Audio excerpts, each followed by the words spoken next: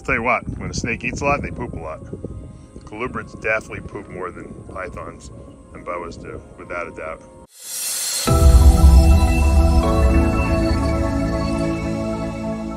What's up, snake fans? Dave Palumbo here for Muscle Serpents Daily.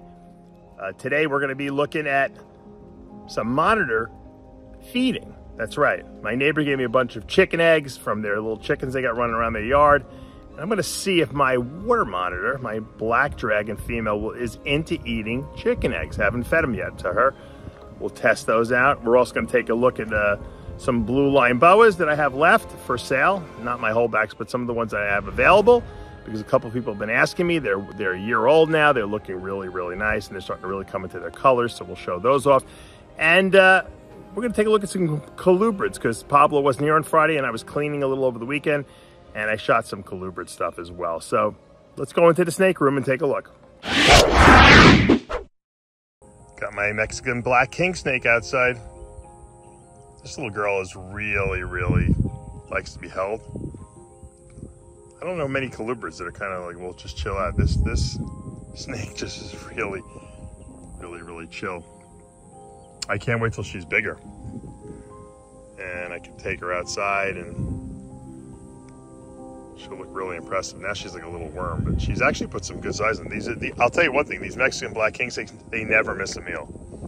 Pablo can feed them twice a week and they'll never miss a meal. They're really, really good eaters, but they poop. I'll tell you what, when a snake eats a lot, they poop a lot. Colubrids definitely poop more than pythons and boas do, without a doubt. You got to clean their tubs twice a week. She's as black as my Apple Watch. Beautiful. All right, just cleaning some milk snake containers, tubs. And look at this guy. I got him in like I bought a whole group of milk snakes, and he was in there. He's an albino, but he's very aberrant. He doesn't have any, I would call this splotched, striped, aberrant. Look at the white splotch in the middle of there. Usually they're banded, these Nelson's milk snakes. And he's really, really aberrant looking. I can't wait to breed him. He's tiny though. They're all tiny. They're all 2022s I got. Some of them were from the last of a breeding stock of a really well-known Nelson's milk snake breeder. This one is kooky looking. Really. I think he's going to look really nice when he gets older. I can't wait. He doesn't look like any of the other milk snakes that are usually very banded looking. Let me see if I can show you like a real typical banded one. That's like a typical banded Nelson's milk snake. They usually have these like nice, even, symmetrical bands. And that's typically how they look. This is like a wild type looking one. And then if you go and look at this one, this is albino. Yeah, sure, of course it's got more color, but the patterning of it is different too. So we'll have to see what the genetics of this thing is and how it's transmitted. I know the blotched are like a recessive trait. I don't know about the striping. We'll see. All right. Axanthic head albino carpet python in the sun. Loving it. The axanthic gene removes yellows, so you get this like black and whitish looking snake with silver eyes. If we can get a little closer to his eyes there. See, he's got those beautiful silver eyes. That's classic axanthic. Beautiful. Look at that boy. He's in shed though, so we're gonna put him back, let him shed out. He'll be even more beautiful when he sheds. All right, checking out my super fire diamond boas. One's on the branch, chilling out. Other one has decided he needs a little heat, and he's sitting on the shelf right under the heat panel, which you very rarely see boas doing, but these guys can thermoregulate any way they like. They can go down to the bottom, they can hang out, oh, one just shed. They can hang out and drink some water, hang out in the leaf litter, or they can be on the branches, which this one is, or they can go up and bask under the UV light, or sit on the heat shelf, right under the radiant heat panel. It allows them, this big enclosure, the ability to do whatever they want and to find the heat or the light source that they absolutely need. And that's why this is a really controlled experiment here.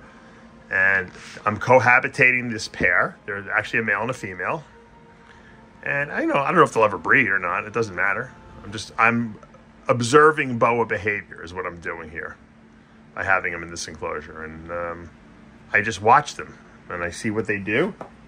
And it gives me a better understanding of the behavior of these creatures, because they're in a more naturalistic environment, or as naturalistic as we're going to be able to give them, pretty much. So as they grow and mature, it'll be interesting to see all the crazy things and unique things that we don't see from a boa that would be in a drawer or in a tub. All right, it's time to change the bearded dragons greens, give them some new greens. So a little red monster girl. I actually sold one of my little red monsters to my good friend Umberto Ponce out there in California. And so I only have one left. It's okay. Really love this girl. She's looking good. Gonna give her some lettuce. Tomorrow she gets crickets. And I usually give them cricket. I know some people feed crickets every day. I don't have the luxury of doing that. So I give them like 2-3 times a week. Give them crickets. It's enough. I don't think lizards need to eat every single day. All right, my neighbor gave me these eggs that were hatched. This is just the egg carton I get from the supermarket, but these were hatched in their backyard by the chickens they got. And I'm gonna see if my water monitor will eat a chicken egg. But I hear they will. I'm gonna give it to the big black dragon girl, because I think the other ones are too small to eat these big eggs, but let's give it a shot. All right, we're gonna put this egg in with this big girl here. Let's see if she'll eat it. She's definitely going for it.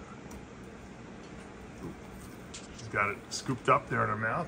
Let's see if we can follow her. See what she's doing back there.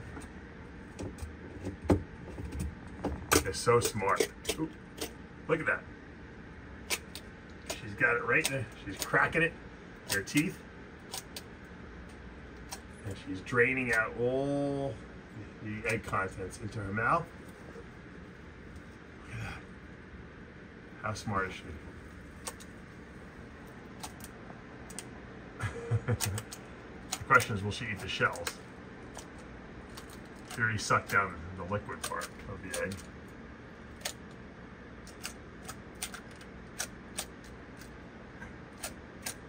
They're so smart.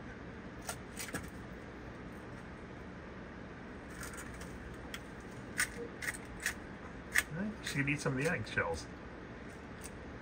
Good calcium for her bones. Really good. Hopefully she'll eat some of that. The rats and the quail we feed her have bones, obviously, with good calcium. This is like total. The shell of an egg is like full of calcium. Look at that. She likes the whole idea of having to figure out the egg thing, you know. What to do with it, cracking it, sucking the egg yolk contents out. You are a smart little girl. If you guys see here, I have a mound of Reptichip here. I don't know if you guys can see this. I put the whole block of Reptichip in there. I don't saturate it with water. I don't break it up. I literally put the whole block in, and she just will spend the whole day just ripping it apart. And she built herself a little nest here, if you see. See a little impression? She bunkers down right under the light there. She basks, and she has her own little nest she built. She's that smart. These animals, I'm finding, really need enrichment. They want to do things. They're problem solvers. They like to, you know, figure out how to do stuff, and putting in a block of Reptichip unwatered down, you know, where it just falls apart, when they have to actually rip it apart themselves with their claws. They love that kind of stuff. And she's really, you know, it almost gives her something to do. It's like she's super calm. Like I'm filming with the cage open. She's not running out of the cage.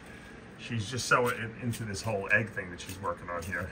She's, you know, once she's done with it, she might come over to me and try to, you know, want to come out or whatever. But I've been just giving her stuff to do.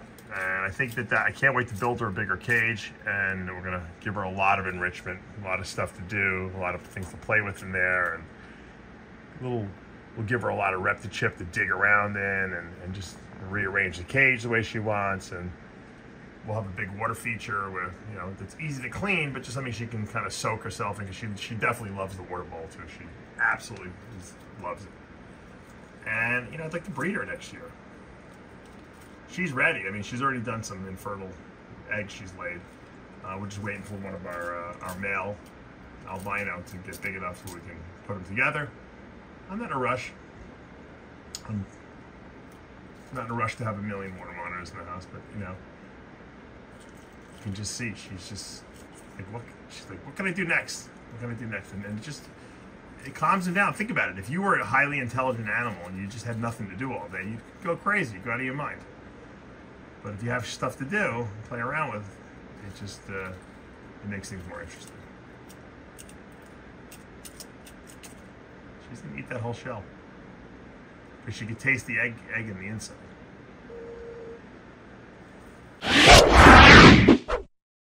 All right, someone had asked me about a blue line boa. This is from last year, from my blue line to blue lines sharp sun glows.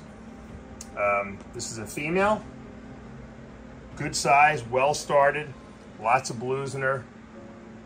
Blues are still coming out. She's got total saturation of her body, you know, and a lot of nice blues. And once again, really well started, so this possibly could be going to someone's house. New home. And here's another really nice, this one's even bluer, this female. Totally saturated blue. Probably one of the bluest females I've produced. All the blue lines.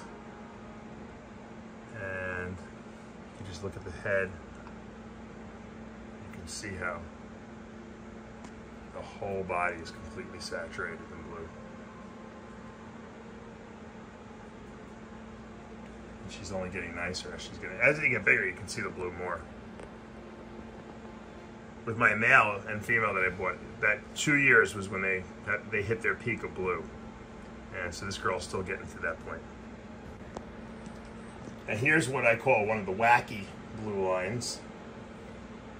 They have blues in them, but they also have like a lot of yellows and oranges, and they're just like really bizarre looking. Like the tail's got a lot of whites in them. And these might be jungle. These might have jungle. These ones are a little totally aberrant. But if you look at the head, you see like total saturation. This is a male, by the way. Total saturation of the head with blue. But there's a blue throughout the body. It's just there's yellows and all kinds of other crazy stuff going on here, which makes it really interesting looking. So it's like there's like two blues. There's like the blue conventional type that's reduced saddles from the blue sun glow, and then you have this type, which I think, like I said, I think this has got some jungle in it, because I'm just seeing a lot of whites in the tail. It's a lot of aberrant looking stuff going on. Nice male, well started too. All right, guys, I hope you enjoyed today's video. I hope you're having a good Monday. Hope you had a great weekend, and I hope you're having a lot of hatching going on in your facility. The hatching for me in the ball pythons doesn't start till August. I told you, I got like a really late surge of eggs. Hopefully we'll get some more eggs on the ground too. But next month, we're gonna start getting some hatching again. I have one more boa litter I'm waiting for. The female hasn't gone yet. And yeah, you never know what else we might get. So I'm always showing you guys new stuff. And my vision cages finally arrived. I don't know if you can see them in the backdrop there. They're in my garage. There's the box right there. We're going to be taking those out. I got 4 3-foot vision cages. We'll be setting those up for the new monitors I got coming in. So a lot of exciting stuff happening. I'm going to be talking to my friend Chase this week about how he's doing on my outdoor enclosures he's building, and then we have to build that water monitor enclosure inside as well. So I got a lot of projects on the horizon. All right, guys, I hope you had a great Monday. You know what to do. Hit that subscribe button, turn on those notifications, hit that like button. I'll see you back tomorrow morning.